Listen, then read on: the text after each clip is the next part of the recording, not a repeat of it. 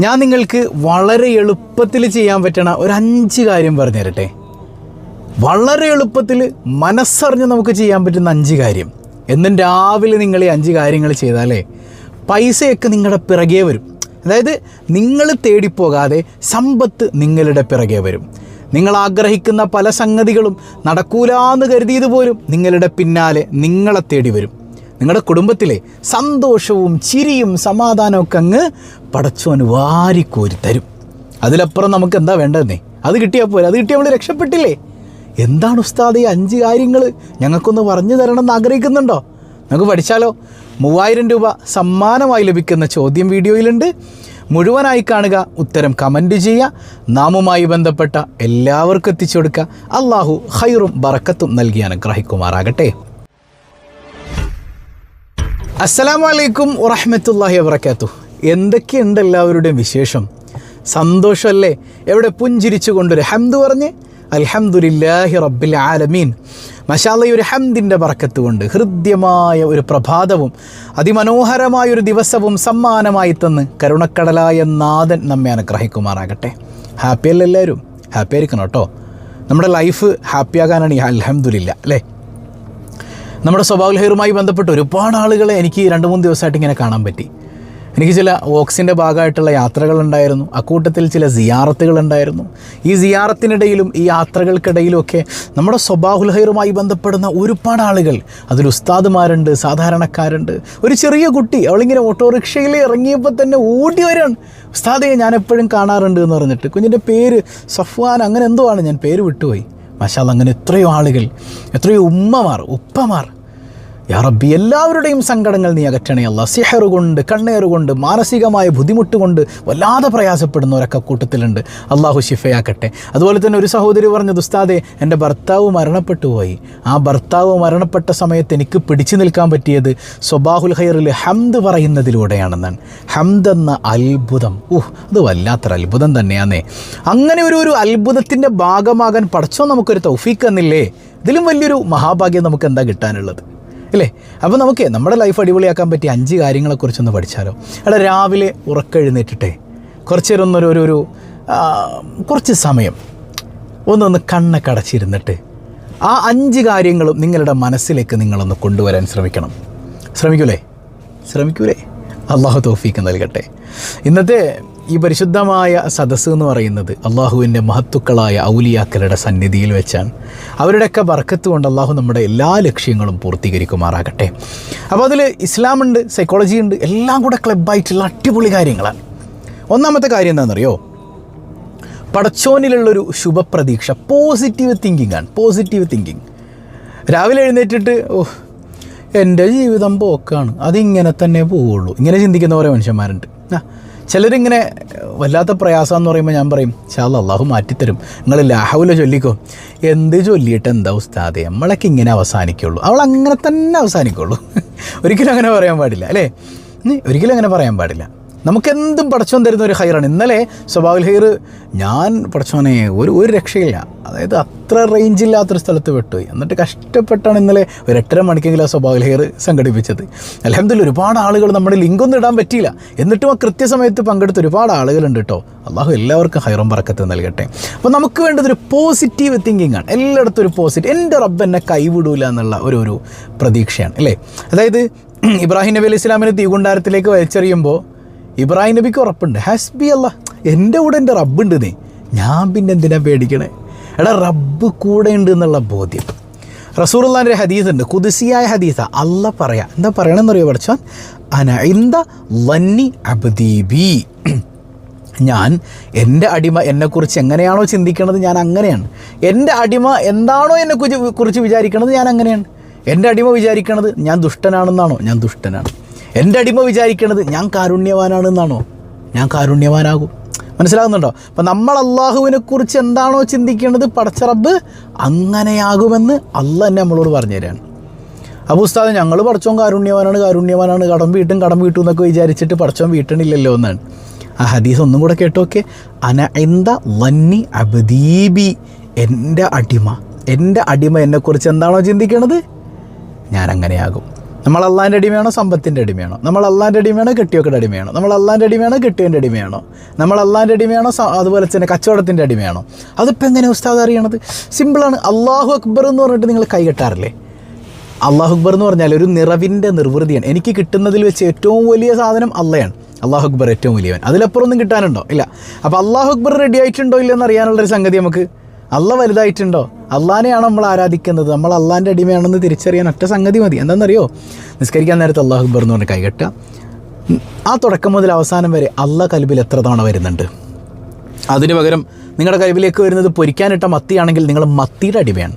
പൊരിക്കാനിട്ട മത്തിയാണെങ്കിൽ നിങ്ങൾ മത്തിയുടെ അടിമയാണ്. അല്ല, ഭർത്താവും കുട്ടികളൊക്കെയാണ് വരണമെങ്കിൽ നിങ്ങൾ അവരുടെ അടിമയാണ്. അല്ല, കച്ചവടവും സാമ്പത്തിക പ്രയാസമൊക്കെ ആണെങ്കിൽ നിങ്ങൾ അതിൻ്റെ അടിമയാണ്. നിങ്ങൾ അള്ളാഹിനെക്കുറിച്ച് ചിന്തിക്കുകയാണെങ്കിൽ നിങ്ങൾ അള്ളാൻ്റെ അടിമയാണ്. അങ്ങനെ അള്ളാൻ്റെ അടിമയാകുന്ന ആൾ പടച്ചവനെക്കുറിച്ച് എന്ത് ചിന്തിക്കുന്നോ പടച്ചവൻ അങ്ങനെയാകും. അതുകൊണ്ട് പോസിറ്റീവായി ചിന്തിക്കുക. എൻ്റെ റബ്ബ് എന്നെ കൈവിടൂല. രാവിലെ തന്നെ എഴുന്നേറ്റിരുന്നിട്ട് അൽഹംദുലില്ലാ, എൻ്റെ റബ്ബ് എന്നെ കൈവിടൂല, എൻ്റെ റബ്ബ് എനിക്ക് എന്ത് തന്നാലും അത് എൻ്റെ റബ്ബിലെ ഞാൻ തൃപ്തിപ്പെട്ട് അതങ്ങ് സ്വീകരിക്കും, അതെനിക്ക് പോസിറ്റീവാണ് എന്നുള്ള ബോധ്യം നമ്മുടെ കൽബിലുണ്ടാക്കണം. മനസ്സിലായോ? അതാണ് ഒന്നാമത്തെ കാര്യം. രണ്ടാമത്തത് ശുക്ർ, നന്ദി. ഇല്ലേ? നന്ദി പറയാന്നുള്ളതാണ്. അങ്ങനെയല്ലേ? നന്ദി.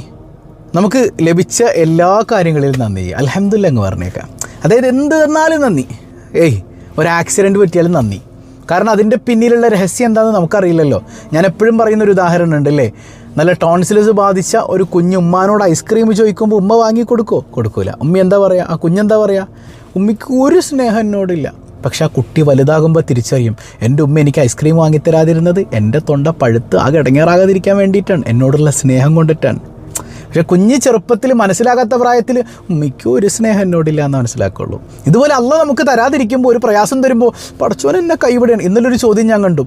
ഈ ദുഷ്ടന്മാരായ കുറേ ആളുകൾക്ക് അള്ളാഹ് ഒരുപാട് കൊടുക്കുന്നുണ്ട്, ഞാനൊക്കെ എന്തോരം നല്ലത് ചെയ്തിട്ടും പടച്ചോൻ എനിക്ക് നല്ലത് തന്നെ ഇല്ലല്ലോ എന്നാണ്. മോളെ, അള്ളാഹു ഏറ്റവും സ്നേഹിച്ച മഹാമനീഷി ആരാന്നറിയോ? അത് മുഹമ്മദ് മുസ്തഫ സല്ലല്ലാഹു അലൈഹി വസല്ലം തങ്ങളാണ്. ആ തങ്ങൾക്ക് അള്ളാഹ് കൊടുത്തത് മുഴുവൻ സന്തോഷമായിരുന്നു. നമ്മുടെ നോട്ടത്തിൽ ഒരുപാട് പ്രയാസങ്ങൾ, ഏറ്റവും കൂടുതൽ പ്രയാസം അനുഭവിച്ചാൽ അള്ളാൻ്റെ അമ്പിയാക്കളല്ലേ. പക്ഷെ ആ പ്രയാസം അവർക്കൊരു പ്രയാസമായിട്ട് തോന്നിയിട്ടില്ല. അല്ലേ? പട്ടിണി കിടന്നപ്പോൾ വയറിലിങ്ങനെ കല്ല് കെട്ടി വെച്ചിട്ടാണ് ആ ഹന്തക്ക് കുഴിക്കണത്, കിടങ്ങ് കുഴിക്കണത്. അപ്പോഴും പാട്ട് പാടാണ് സയ്യിദുനാ റസൂലുള്ളാഹ്. അതാണ് ഗ്രേറ്റ്ഫുൾ താങ്കിങ്. ഇല്ലേ? അള്ളാഹ് എന്ത് തരുന്നോ അതിലങ്ങ് തൃപ്തിപ്പെടാം. അതായത് ഭൗതികമായ വിഷയങ്ങളിൽ നമ്മൾ മേലോട്ട് നോക്കരുത്, താഴോട്ട് നോക്കണം. അൽഹംദുലില്ലാ പടച്ചോനെ എന്നെ നീ റോട്ടിൽ കിടത്തിയില്ലല്ലോ അള്ളാഹ്.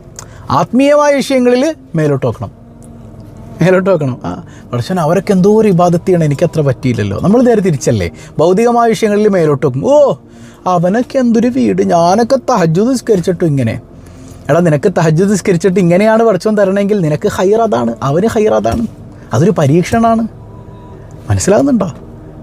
മറ്റേ ആഖിറത്തിൻ്റെ വിഷയത്തിൽ നമ്മൾ താഴോട്ട് നോക്കും. അവനെ കണ്ടില്ലേ, ഞാൻ എനിക്ക് തഹജ്ജുദ് നിസ്കരിക്കും. ആർക്ക് വേണം നിൻ്റെ തഹജ്ജുദ്? അപ്പോൾ അങ്ങനെ ചിന്തിക്കുന്നവർക്ക് തഹജ്ജുദും ഇല്ല, ഒന്നുമില്ല. അപ്പോൾ അള്ളാഹു എന്ത് തന്നാലും തൃപ്തിപ്പെട്ട് അൽഹംദുലില്ലാ പറയാനുള്ളൊരു മനസ്സുണ്ടോ? നീ പക്കയാണ്. അള്ളാഹ് എനിക്ക് തരുന്നതൊക്കെ അത് ചിലപ്പോൾ അപകടമാകും, ആക്സിഡൻ്റ് ആകും, ചിലപ്പോൾ കച്ചവടമാകും, ചിലപ്പോൾ നഷ്ടമാകും, ചിലപ്പോൾ ആരോഗ്യമാകും, ചിലപ്പോൾ രോഗമാകും, ചിലപ്പോൾ സന്തോഷമാകും, ചിലപ്പോൾ സങ്കടം. എല്ലാ സമയത്തും തൃപ്തിപ്പെട്ട് അൽഹംദുലില്ലാ പറയുന്ന നല്ല മനസ്സുണ്ടോ നമ്മുടെ ലൈഫ് സെറ്റാകുമെന്നാണ്. ഇനി മൂന്നാമത്തത് ആത്മാർത്ഥമായിട്ട് ചിരിക്കുക. ഇല്ലേ? തബസ്സം, നന്നായിട്ട് പുഞ്ചിരിക്കുക. അത് ഹുസ്നുൽ ഖുൽഖാണെന്നാണ്. ഏറ്റവും നല്ല സ്വഭാവമാണ് പരിശുദ്ധ റസൂൽ സല്ലല്ലാഹു അലൈഹി വസല്ലം. അല്ലേ? നമ്മൾ എൻ്റെ സഹോദരൻ്റെ മുഖത്ത് നോക്കി പുഞ്ചിരിക്കുന്നത് പോലും സ്വതക്കയാണെന്ന് മുഹമ്മദുർ റസൂലുള്ളാഹി സ്വല്ലല്ലാഹു അലൈഹി. എല്ലാവരും ചിരിച്ചുകൊണ്ട്. അല്ലേ? തലേന്ന് രാത്രി പ്രശ്നം ഉണ്ടാക്കിയ അമ്മായിയമ്മേനെ എങ്ങനെ നമ്മൾ കാണുക? അപ്പോൾ അമ്മ ഇങ്ങനെ കേട്ടോ, അതിൻ്റെ ഇടയിൽ നിൽക്കുന്ന ഒരു കെട്ടിയോൻ്റെ ഒരു അവസ്ഥയെ യാ റബ്ബി. കഴിഞ്ഞ ദിവസം ഒരു സഹോദരൻ സങ്കടപ്പെട്ട് പറയാണ്, ഉസ്താദേ അമ്മായിയമ്മ മരുമോൾ യുദ്ധത്തിൻ്റെ ഇടയിൽ ഒരു ഉസ്താദാണ്, ജിഹാദ് ചെയ്യേണ്ടി വരികയാണെന്നാണ്. പാവം എന്തൊരു വേദനിക്കുന്നുണ്ടാവും. എടാ, അമ്മായിയമ്മ പ്രശ്നത്തിൻ്റെ ഏറ്റവും വലിയ കാരണം എന്താണെന്നറിയോ? അവരുടെ മകൻ അവർക്ക് നഷ്ടപ്പെടുന്നു എന്നുള്ളൊരു തോന്നലാണ്. നിന്നെ കെട്ടിയപ്പോൾ അവനെ അവർക്ക് നഷ്ടപ്പെടുന്നുണ്ട്. അപ്പോൾ നീ എന്ത് ചെയ്യണം? ഉമ്മാക്കവൻ നഷ്ടപ്പെട്ടിട്ടില്ല എന്ന് മനസ്സിലാക്കി കൊടുക്കണം. ഇച്ചിരി കഷ്ടപ്പെടണം മോളെ. ഞാനെന്തിനാണ് അങ്ങനെയെന്നൊക്കെ ചോദിച്ച് നിൽക്കരുത്. അവരെ പരിഗണിക്കണം, ഒന്ന് ചേർത്ത് പിടിച്ചാൽ റെഡിയാവുന്ന സംഗതിയാണ് ഈ അമ്മായിയമ്മയൊക്കെ. മനസ്സിലായോ? അത്ര വലിയ ദുഷ്ടത്വമൊന്നുമില്ലല്ലോ. അങ്ങനെ ക്രൂര മനോഭാവമുള്ള ആളൊന്നുമല്ല അമ്മായിയമ്മ, പാവാണ്.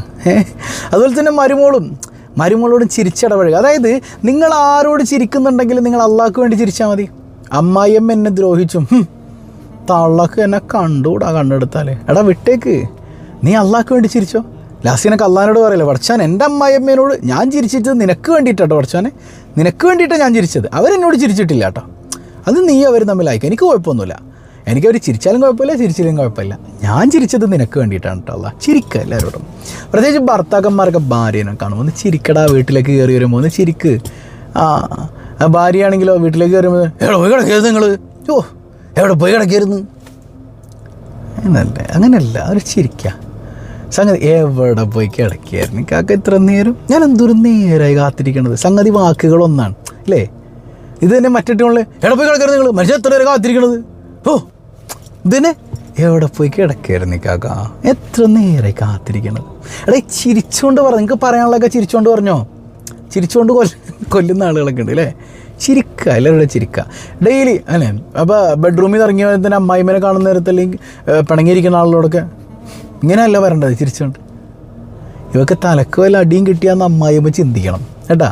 അപ്പോൾ എല്ലാവരോടും ചിരിച്ചിടപഴകാൻ കഴിയണം. അള്ളാഹ്ക്ക് വേണ്ടി ചിരിക്കുന്നേ, അള്ളാഹ്ക്ക് വേണ്ടി ചിരിക്കുക. അവർ അള്ളാഹിൻ്റെ പടപ്പുകളല്ലേ, ആരും അമ്പിയാക്കളോ ഔലിയാക്കളൊന്നും അല്ല നമ്മുടെ മുമ്പിൽ നിൽക്കണത്, സാധാരണക്കാരായ മനുഷ്യന്മാരല്ലേ. നമ്മളവരെ പോലെ ആയാൽ പറ്റും, നമ്മൾ അള്ളാഹിൻ്റെ അടിമയല്ലേ. നമ്മൾ അഹങ്കാരത്തിൻ്റെ അടിമയല്ലല്ലോ, അഹങ്കാരത്തിൻ്റെ അടിമയാണെങ്കിൽ നമ്മൾ ചിരിക്കൂല, നമ്മൾ അള്ളാഹിൻ്റെ അടിമയാണോ ചിരിക്കും. അല്ലാഹു തൗഫീഖ് ചെയ്യട്ടെ. നാലാമത്തേത് പ്രാർത്ഥനയിലൂടെയുള്ളൊരു മനസ്സിൻ്റെ സമാധാനമുണ്ട് അല്ലേ. നമ്മൾ പ്രാർത്ഥന എന്ന് പറഞ്ഞാൽ വല്ലാത്തൊരു അത്ഭുതമാണേ.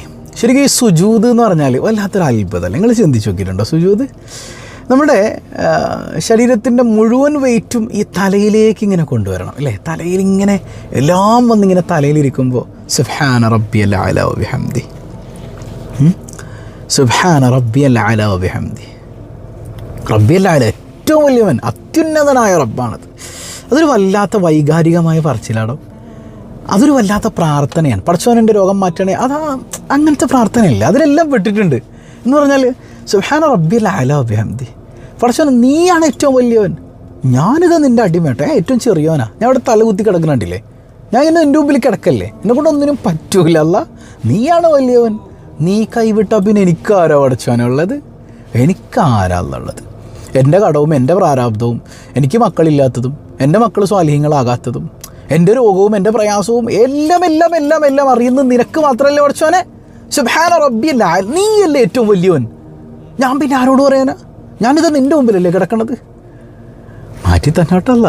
സുബ്ഹാന റബ്ബിയൽ അഅ്ലാ ബിഹംദി.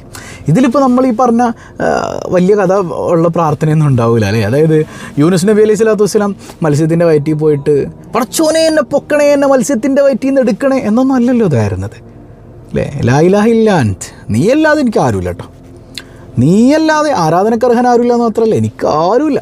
സുബ്ഹാനക്, പരിശുദ്ധി നിനക്കാണ്, എനിക്ക് ഒരു പരിശുദ്ധിയില്ല പടച്ചോനെ, ഞാനിതേ മത്സ്യത്തിൻ്റെ അകത്ത് കിടക്കുകയാണ്, എന്നെക്കൊണ്ട് എന്നിട്ടോ ഇന്നി കുന്തു മിനൽ, ഞാൻ അക്രമികളിൽ പെട്ടുപോയി പടച്ചോനെ, നീയാണ് ഉന്നതൻ, നീയല്ലാതെ എനിക്ക് ആരുമില്ല, നിന്നെക്കൊണ്ടല്ലാതെ പറ്റില്ല, നീയാണ് പരിശുദ്ധൻ, എന്നെ രക്ഷപ്പെടുത്തണേ. വേറൊന്നും പറയണ്ട. അള്ളാഹുവിനെ മദഹ് ചെയ്യാനുള്ള ഏറ്റവും ഒരു ബന്ധത്തിൻ്റെ മനോഹരമായൊരു ഉറവിടാണ് സുജൂദ് എന്ന് പറയുന്നത്. അതൊരു അടിമയുടെയും ഉടമയുടെ, അടിമ ഉടമ എന്ന് പറഞ്ഞാൽ നമ്മൾ പണിക്കാരനായ അടിമയെന്നല്ലത്, പടച്ചോൻ്റെ സ്നേഹത്തിൻ്റെ അടിമ. അള്ള എന്നെ സ്നേഹിക്കുന്നത് 70 ഉമ്മയേക്കാൾ അത്രമേൽ എന്നെ സ്നേഹിക്കുന്ന റബ്ബിൻ്റെ ആ സ്നേഹം തിരിച്ചറിഞ്ഞ് ആ സ്നേഹത്തിൻ്റെ അടിമയായി നിന്നിട്ട് ഞാൻ പറയാൻ സുബ്ഹാന റബ്ബിയൽ അഅ്ലാ, നീ അല്ലാതെ ആരാ പടച്ചോനെ, നീയാണ് വലിയവനല്ല. ആ സുജൂദിന് എന്തൊരു മധുരമായിരിക്കടോ അല്ല. അങ്ങനൊന്ന് സുജൂദ് ചെയ്യണം, തഹജ്ജുദിന് കഴിഞ്ഞിട്ടേ ആ ഒരു വൈകാരികതയോടെ പ്രണയം നിറഞ്ഞ മനസ്സോടെ റബ്ബിനെ മുമ്പിൽ കണ്ടിട്ടേ, അങ്ങനെയല്ലേ പടച്ചോനിങ്ങനെ മുമ്പിൽ കണ്ടിട്ടല്ലേ നമ്മൾ വർത്താനം പറയണത്, അങ്ങനെയല്ലേ. നമ്മുടെ കാമുകീനെ നമ്മൾ മുമ്പിൽ കാണുമ്പോൾ, അല്ലെങ്കിൽ കല്യാണം ഉറപ്പിച്ച് നിക്കാഹൊക്കെ കഴിഞ്ഞിട്ട് കൂട്ടിക്കൊണ്ട് വരുന്നതിന് മുമ്പ് ഇടയ്ക്കൊക്കെ കാണുന്നൊരു സമയത്തുള്ളൊരു വല്ലാത്തൊരു സംഗതി ഉണ്ടല്ലോ ഇല്ല, അങ്ങനെയല്ലേ.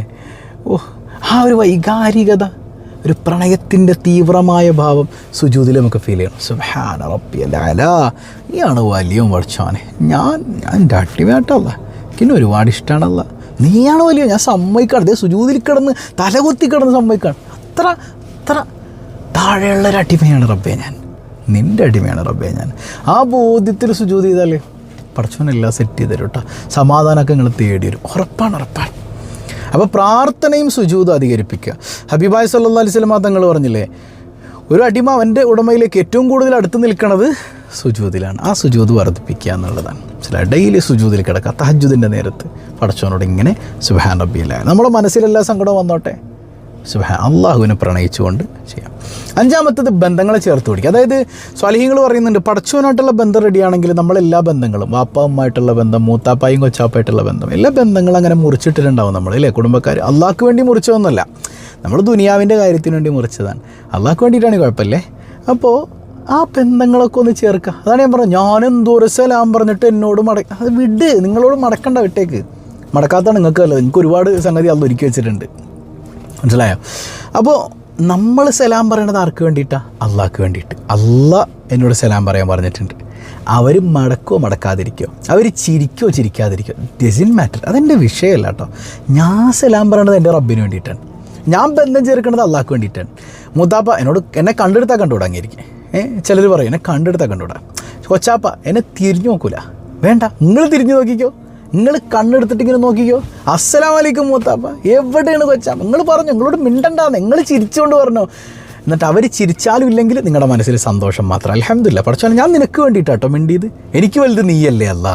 ഈ ബോധ്യത്തിൽ ബന്ധങ്ങൾ ചേർക്കുക. ഈ 5 കാര്യങ്ങൾ ലൈഫിൽ ഒരു 21 ദിവസം നിങ്ങൾ ചെയ്ത് നോക്കിയേ, നിങ്ങൾ പിന്നെ ജീവിതത്തിൽ സങ്കടം അറിയേണ്ടി വരും. നിങ്ങളുടെ പിന്നാലെ സമ്പത്ത് തേടി വരും. ഇപ്പോൾ ഹബീബായ തങ്ങൾ പറഞ്ഞില്ലേ, കുടുംബബന്ധം ചേർത്താൽ പൈസയും അതുപോലെ ആരോഗ്യവും ആയുസ്സൊക്കെ നിങ്ങളുടെ പിറകെ തേടി വരുമെന്ന് സയ്യിദുനാ റസൂലുള്ളാഹി സ്വല്ലല്ലാഹു അലൈഹി വസല്ലം. ഇപ്പോൾ സമ്പത്താകട്ടെ, കുടുംബ സന്തോഷങ്ങളാകട്ടെ, എല്ലാം നിങ്ങളുടെ പുറകെ വരുന്നേ മുഹമ്മദ് മുസ്തഫ സ്വല്ലല്ലാഹു അലൈഹി വസല്ലം തങ്ങൾ പഠിപ്പിക്കാൻ.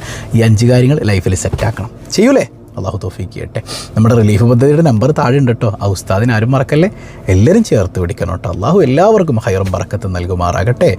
അപ്പോൾ ഇന്നലെ നമ്മൾ ചോദിച്ചു, മൂസാ നബി അലൈഹി സ്വലാമിൻ്റെ സഹോദരൻ്റെ പേരെന്താണല്ലേ? ഹാറൂൻ നബി അലൈഹി സ്വലാം. എല്ലാവരും കമൻറ്റ് ചെയ്തിട്ടുണ്ട്. അള്ളാഹു ബറക്കത്ത് ചെയ്യട്ടെ. 3000 രൂപ സമ്മാനമായി ലഭിക്കുന്ന ഇന്നത്തെ ചോദ്യം.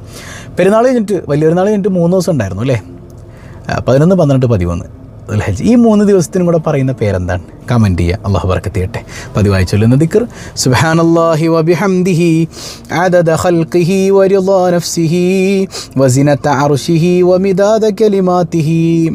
സുബ്ഹാനല്ലാഹി വബിഹംദിഹി അദദ ഖൽഖിഹി വറിളാ നഫ്സിഹി وزنة عرشه ومداد كلماته. سبحان الله وبحمده عدد خلقه ورضا نفسه وزنة عرشه ومداد كلماته. الحمد لله رب العالمين. اللهم صل على سيدنا محمد وعلى آل سيدنا محمد. أرحم الراحمين ربي, ഈ സദസ്സ് നീ സ്വീകരിക്കണേ അല്ലാ. ഇതിൻ്റെ മിസ്ലിൽ സവാബ് ഹബീബായ സല്ലല്ലാഹു അലൈഹി വസല്ലം തങ്ങളുടെ ഹദ്റത്തിലേക്ക് എത്തിക്കണേ അല്ലാ. കൈവടിയല്ല തമ്പുരാനെ, പ്രയാസങ്ങളെല്ലാം അകറ്റണേ അല്ലാ. ഒരുപാട് ദുആ വസിയത്തുകളുണ്ട്, എല്ലാ ലക്ഷ്യങ്ങളും പൂർത്തീകരിക്കണേ അല്ലാ. അസുഖബാധിതർക്ക് ശിഫ നൽകണേ അല്ലാ. സിഹർ കൊണ്ട് പ്രയാസപ്പെടുന്ന എത്രയോ മനുഷ്യർ ഏർവാടിയിൽ വെച്ച് ഇങ്ങനെ കൈ പിടിച്ചിട്ട് ഒരുപാട് മനുഷ്യന്മാർ ഉസ്താദെ സിഹർ കൊണ്ട്, ശൈത്വാനിയത്ത് കൊണ്ട് ഒരുപാട് പ്രയാസം അനുഭവിക്കാൻ. ബാദുഷ പാപ്പാടെ വർക്കത്തുകൊണ്ട് എല്ലാവർക്കും നീ ശിഫ കൊടുക്കണേ അല്ലാ. പഠിച്ചവൻ ഒരുപാട് വീടില്ലാത്തവർക്ക് വീട് കൊടുക്കണേ അല്ലാ. മരണപ്പെട്ടവരുണ്ട്, പുറത്തു കൊടുക്കണേ അല്ലാ. മക്കളില്ലാത്തവർക്ക് മക്കളെ കൊടുക്കണേ അല്ലാ. വിവാഹപ്രായമെത്തിയവർക്ക് അനുയോജ്യരായ ഇണകളെ നൽകണേ അല്ലാ. വീടില്ലാത്തവർക്ക് ഹൈറായ ഭവനം നൽകണേ അല്ലാ. യാ റബ്ബന, പ്രവാസികളുണ്ട്, ബറക്കത്ത് നൽകണേ അല്ലാ. ഞങ്ങളിൽ നിന്ന് മരണപ്പെട്ട എല്ലാവർക്കും മഗ്ഫിറത്ത് നൽകണേ അല്ലാ. ഞങ്ങൾ ആരെയും നീ പെട്ടെന്ന് മരിപ്പിക്കല്ലേ അല്ലാ. ഞങ്ങളെയും ഞങ്ങളിൽ നിന്ന് വിട പറഞ്ഞവരെയും ഹബീബ് റസൂലുള്ളാഹി സ്വല്ലല്ലാഹു അലൈഹി വസല്ലം തങ്ങളോടൊപ്പം നിൻ്റെ കാരുണ്യത്തിൽ ഒരുമിപ്പിക്കണേ അല്ലാ. ബിഹഖി സ്വല്ലല്ലാഹു അലാ മുഹമ്മദ് സ്വല്ലല്ലാഹു അലൈഹി വസല്ലം, സ്വല്ലല്ലാഹു അലാ മുഹമ്മദ് സ്വല്ലല്ലാഹു അലൈഹി വസല്ലം. അല്ലാഹുമ്മ സ്വല്ലി അലാ മുഹമ്മദ് യാ റബ്ബി സ്വല്ലി അലൈഹി വസല്ലം. വസ്സലാമു അലൈക്കും വറഹ്മത്തുള്ളാഹി വബറകാതുഹു.